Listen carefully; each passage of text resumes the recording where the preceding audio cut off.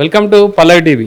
Deccan kitchen వివాదంలో high court 2 వాయిదాల తర్వాత కేసుని అయితే డిస్మిస్ చేసింది. మళ్ళీ నాంపల్లి కోర్టుకి ట్రాన్స్ఫర్ చేసింది. ఆ కేసు గురించి మాట్లాడదాం. మనతో పాటు నందు గారు ఉన్నారు.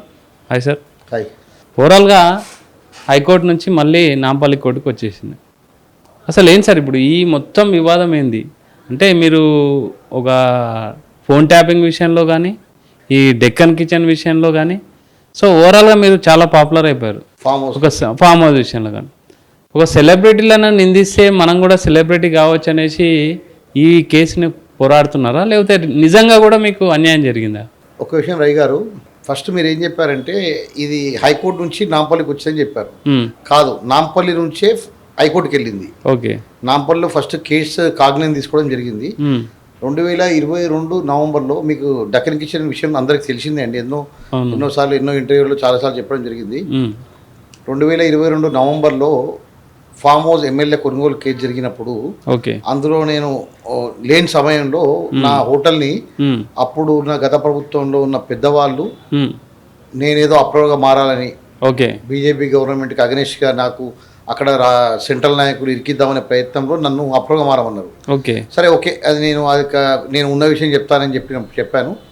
సో దాంట్లో వాళ్ళకు ఆగ్రహం చెంది వాళ్ళు ఏ విధంగా నందుని లొంగ తీసుకోవాలి, ఏ విధంగా నందుని మీద నేను ఇది చేసుకోవాలనే దాంతో వాళ్ళు నా హోటల్ను ధ్వంసం చేయడం జరిగింది. దాంట్లో దగ్గుపాటి ఫ్యామిలీకి నాకు 6 సంవత్సరాల నుంచి అక్కడ ఆ ప్రాపర్టీలో మేము దాన్ని కొనుక్కోవడం జరిగింది. అక్కడ రెంట్ ఉండడమే కాకుండా కొనుక్కోవడం జరిగింది. సో ఈ 2 కేసులకు సంబంధం లేదు. అసలు డక్కన్ కిచెన్ హోటల్కు ఈ ఫామ్ హౌస్ కేసుకు సంబంధం లేదు. కానీ ఫోన్ ట్యాపింగ్ కేసుకు ఫామ్ హౌస్కు డక్కన్ కిచెన్ కూల్చివేతకు ఇంటర్లింక్ ఉందండి. ఎన్నోసార్లు చెప్పాను, ఇప్పుడు కూడా చెప్తున్నా, ఇంటర్లింక్ ఉంది.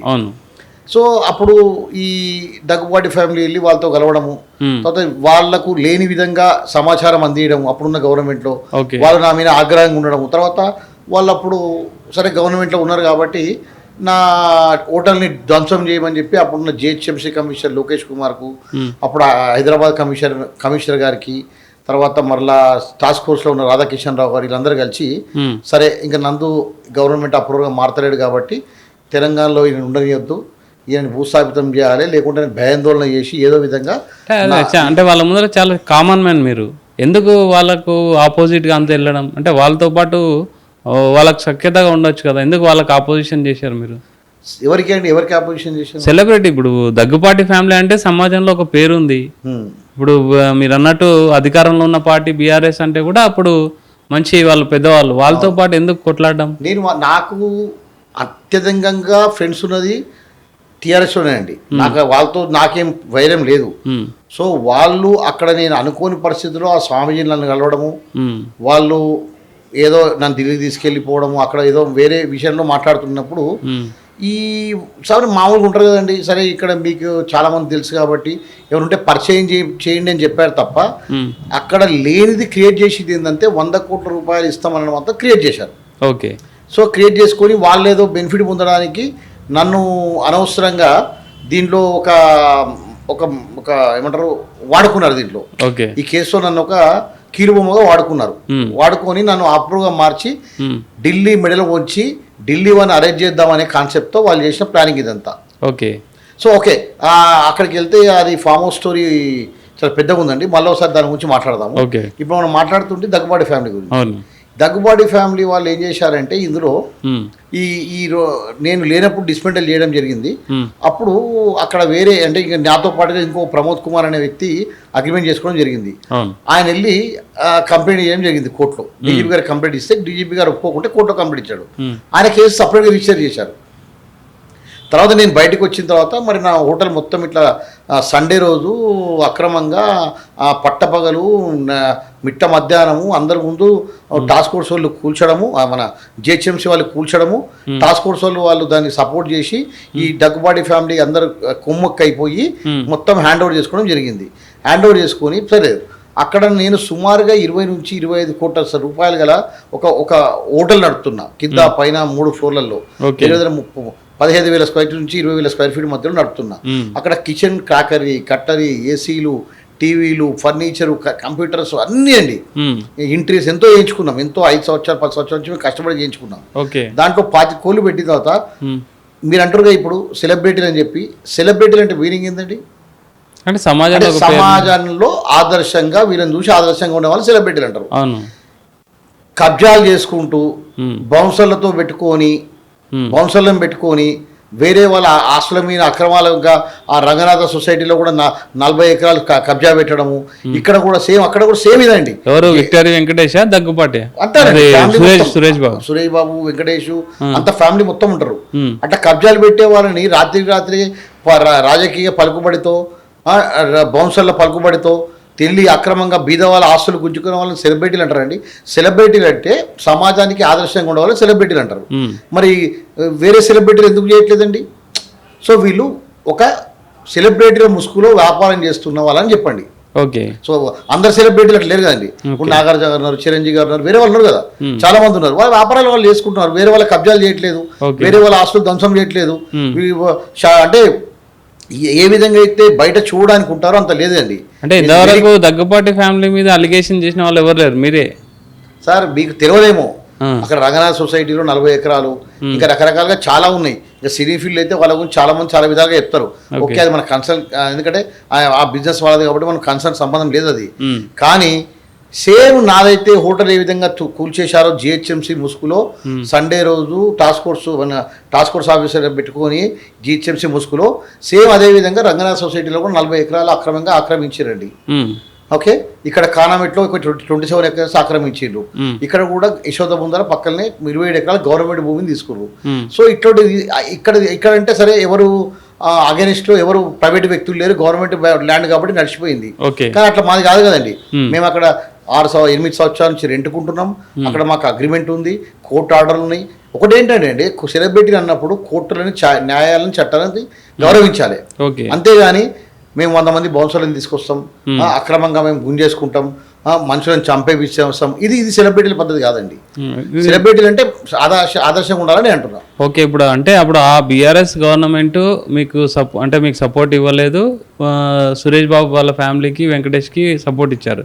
కానీ ఇప్పుడున్న ఇప్పుడున్న గవర్నమెంట్, రేవంత్ రెడ్డి సీఎంగా ఉన్నారు, ఇప్పుడున్న గవర్నమెంట్కి సపోర్ట్ ఉందా? అంటే వాస్తవంగా చెప్పాలంటే బ్రదర్, నేను కేసు పెట్టాను, ఏదైతే 24లో నేను కేసు పెట్టాను కదా, కోర్టులో కేసు ఒకటి అయింది. ఓకే, కోర్టులో కేసు అయిన తర్వాత కూడా జనవరిలో కేసు అయినప్పుడు మళ్ళీ సైలెంట్ ఉండొచ్చు కదా, అక్కడ బిల్డింగ్ ఉండే, అంటే స్ట్రక్చర్ ఉండే. సో మార్చిలో ఏం చేశారంటే ఆ ఉన్న స్ట్రక్చర్ని కూడా రాత్రే పలగొట్టించేశారు. నా దగ్గర ఫోటోలు, వీడియోలు కూడా ఉన్నాయండి. ఓకే, పలగొడుతున్నప్పుడు నేను మరలో కంప్లైంట్ ఇచ్చా వెళ్ళి, సార్ ఇట్లా ఈ విధంగా నా కోర్టు ఆర్డర్లు అన్నీ ఉండగా ఆల్రెడీ కోర్టులో వీళ్ళపైన కేసు రిజిస్టర్ అయిన తర్వాత కూడా 24 మళ్ళీ మార్చిలో డిస్మెంటల్ చేస్తున్నారు, ఇది కరెక్ట్ కాదని చెప్పి నేను కంప్లైంట్ చేయడం జరిగింది. అప్పుడు వీళ్ళు ఇమ్మీడియట్గా, అంటే వెంకటేష్ అనే వ్యక్తి ఇంతవరంగా ఏ రాజకీయ నాయకుడిని కలవడానికి వెళ్ళడు, సంబంధం లేదు. ఆయన ఒక్క క్రికెట్ పిచ్ తప్ప ఆయనకు వేరే లేదు. ఏదో మెడిటేషన్ చేసుకుంటారు, క్రికెట్ పిచ్ ఉంది, సినిమాలు చూసుకుంటారు. ఆయన దగ్గుబాటి ఫ్యామిలీ మొత్తం అంతే కబ్జాలు అంటున్నారు కదా, వెంకటేష్ సపరేట్ మళ్ళీ సపరేట్ అంటే ఆయన పేర్లు ఉంటాయి కదండి. ఇప్పుడు ఆయన డివోషనల్ పర్సన్, ఓకే, ఆయన బాగానే ఉంటాడు అని చెప్పి మార్కెట్లో ఆయనకు మంచి పేరు ఉంది. కానీ ఒక మంచివాడు మౌనం కూడా చెడైతుందండి. ఓకే, నువ్వు అన్న తప్పు చేస్తున్నప్పుడు చెప్పాలి కదా, చెప్పి అదే అట్లా కాదు బ్రదర్, ఏదో వాళ్ళిద్దరి మధ్యలో వాళ్ళిద్దరు ఫ్యామిలీ డిస్ప్యూట్స్ ఏమున్నాయి మనకు తెలియదు. కానీ ఎవరి కేసు వాళ్ళదే కదండి. ఇప్పుడు జైలుకి వెళ్ళాల్సి వచ్చినప్పుడు ఎవరు దానికి వెళ్ళాలి కదా, సురేష్ బాబు వెళ్తాడు, వెంకటేష్ వెళ్తాడు కదా. కానీ నేను మా అన్న మా తమ్ముని బదులుగా నేను వెళ్తా అని చెప్తే కోర్టు ఒప్పుకోదు కదా, పోలీస్ స్టేషన్ ఒప్పుకోదు కదా. సో నేనేమంటున్నా అంటే ఒక మంచివాడి మౌనం కూడా మంచిది కాదని నేను అంటున్నా. ఒకవేళ నువ్వు మంచివాడు అయితే నిజంగా నువ్వు ఇప్పుడు ఏమంటారు, ఆయన రమణ మహర్షి ఆయన శిష్యుడు, రమణ మహర్షి శిష్యుడు అయితే నీకు న్యాయం ధర్మం ఉంటే ఎందుకు మీ అన్న అన్యాయం చేస్తుంటే నువ్వు సైలెంట్గా ఊరుకుంటున్నావు, దాంట్లో నీ పాత్ర కూడా ఉన్నట్టే కదా. నువ్వు అన్యాయం చేస్తున్నప్పుడు మీ అన్నది నీ పేరు కూడా ఉంది కదా దీంట్లో. అగ్రిమెంట్లు అంటే ఎప్పుడన్నా లీజ్ అగ్రిమెంట్లకు సిగ్నేచర్ చేసినప్పుడు, లేకుంటే నా సేల్ ఆఫ్ అగ్రిమెంట్ చేసుకున్నప్పుడు కలిసామండి. ఈ ఇష్యూ తర్వాత కలవలేదు, ఇచ్చినప్పుడు ఒక్కొక్కసారి కోర్టు క్రాస్ ఎగ్జామినేషన్ చేసినప్పుడు కలిశాను. సో ఆ రోజు కూడా ఆయన చాలా వెరీ యాంగ్రీ, అన్న మీద చాలా కోపం తీశాడు. ఏంటిదంతా what is this Suresh, close this అని చెప్పి గట్టిగా మాట్లాడాడు. ఈయన సరే అంటాడు. అంటే ఈయన ఏంటంటే సురేష్ బాబు వరకు అలవాటు ఏంటంటే వ్యవస్థల్ని ఎట్లా మేనేజ్ చేయాలి, ఏ విధంగా వ్యవస్థల్ని మేనేజ్ చేయాలి, చట్టాలని ఏ విధంగా మేనేజ్ చేయాలి, పోలీసు కానీ కోర్టు కానీ ఏదైనా మేనేజ్ చేయొచ్చు అనే ఒక అహంకారంతో ఉన్నాండి. జనరల్ సురేష్ బాబు అంటే ఒక సాఫ్ట్ ఫ్యామిలీ, ఒక సింపుల్ ఫ్యామిలీ, చూడడానికి అట్లనే ఉంటారండి. ఇప్పుడు సాఫ్ట్గా సింపుల్గా ఉన్న వ్యక్తి అట్లా హోటల్ డిస్మెంటల్ చేయగలుగుతారా అండి? బయట కనబడే వ్యక్తి వేరండి. ఆయన ఎక్కువ మాట్లాడితే ఆయన అంటే మనుషుల్ని చంపించడానికి కూడా ఇంకపోవడం చెప్పి నేను అంటున్నా. ఎందుకంటే డబ్బుల్ని ఏదైనా అహంకారం అనమాట, డబ్బుల్ని అహంకారంతో నేను ఏమైనా చేయగలుగుతానా ఇది అనమాట. ఓకే. సో సరే, ఇప్పుడు చావు బతుకులు అనేది ఆయన చేతుల్లో మన చేతులు లేవండి, కానీ ఎంతకైనా తెగించే వ్యక్తి డబ్బుల గురించి. ఇప్పుడు డబ్బులు పిచ్చి అందరికి ఉంటుందండి. ఓకే. కానీ ఇప్పుడు మేము ఆ ప్రాపర్టీ కొనుక్కున్నామండి. కొనుక్కున్నప్పుడు ఫస్ట్ అగ్రిమెంట్ హోల్డర్గా నేనున్నా, సెకండ్ అగ్రిమెంట్ హోల్డర్గా ఇంకోరున్నారు. ఒకవేళ నువ్వు న్యాయాన్ని ధర్మాన్ని పాటించి ఈరోజు అయ్యప్ప మాల వేసుకున్నావు, అయ్యప్ప మాల వేసుకొని నువ్వు అయ్యప్ప స్వామిని నమ్ముకొని నీ గుండె మీద సాక్షి చేసుకొని ఎవరికైనా ఒకరికి ఇవ్వాలి కదా నీ ప్రాపర్టీ. ఇద్దరికి అమ్ముతావు, ప్రాపర్టీకి ఇద్దరి డబ్బులు తీసుకుంటావు, మూడవ తన కొడుకు పేరు మీద రిజిస్ట్రేషన్ చేస్తావు. ఇదెక్కడ న్యాయం? కోర్టు ఆర్డర్లు అన్నీ ఉండగా నా ప్రాపర్టీ డిస్మెంటల్ చేస్తావు, ఇదెక్కడ న్యాయము? సమాజంలోనేమో నేను మాల వేసుకున్నాను, అందరికి అయ్యప్ప భక్తుడుగా, తమ్ముడేమో అదేంటంటే శివుడి గుడికి అక్కడికి వెళ్తాడు. సో వీళ్ళంతా చూడడానికి ఒకటి, బయట లోపల ఒకటి అండి. అంటే ఎన్ని మనిషి ఇప్పుడు అట్లా కదండి, మనిషికి ఎన్ని వేల కోట్లు కావాలి, ఎన్ని వేల కోట్లు తక్కువనే కదా. నువ్వు వేల ఎకరాలు ఉన్నాయి, వేల కోట్ల ఆస్తులు ఉన్నాయి, అయినా ఎన్ని వేల కోట్లు ఉన్నా కూడా మళ్ళీ ఈరోజు డబ్బుల గురించి ఏమంటా చేయడానికి రెడీ ఉన్నారు వాళ్ళు.